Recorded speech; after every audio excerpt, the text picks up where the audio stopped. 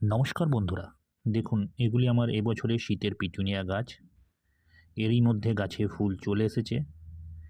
শীতকালে পিটুনিয়া গাছের কিভাবে যত্ন নেব, সবার প্রথমে গাছ কিভাবে বড় করব, কিভাবে ঝাঁকড়া করব যাতে প্রচুর পরিমাণে গাছে ফুল পাওয়া যায়, তার জন্যই আজকের এই ভিডিওটি।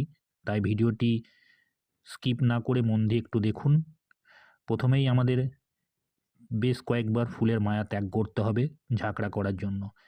একটি ফুলও গাছে রাখলে চলবে না।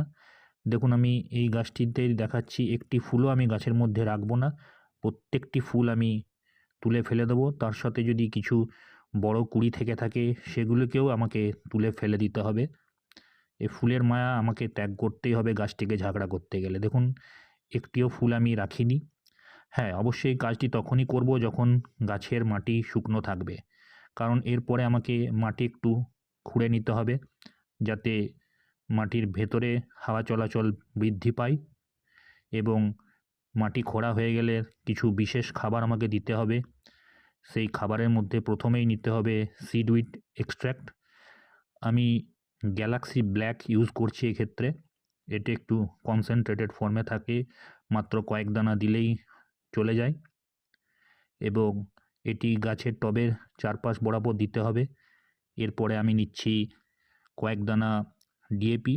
দেখুন মাত্র অল্প পরিমাণ নিচ্ছি, এটিও টবের চারপাশে দিয়ে দেব, মাঝখানে একদমই দেব না। এরপরে আমি নিচ্ছি হিউমিক অ্যাসিড হাফ চামচ পরিমাণ, এবং তার সাথে একটু সর্ষের খোল পচা জল। হিউমিক অ্যাসিড এই জন্যই নিচ্ছি, এই খোঁড়াখুড়িতে গাছের উপরের দিকে যে শিকড়গুলি ড্যামেজ হয়েছে সেই স্ট্রেস থেকেও গাছ একটু রিলিফ পাবে, এবং তার সাথে নতুন শিকড়ও দ্রুত বৃদ্ধি পাবে।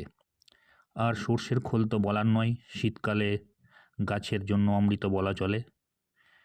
এইবারে ভালোভাবে আমি এটি গুলে নিয়ে টবের চারপাশ বরাবর দিয়ে দিতে হবে।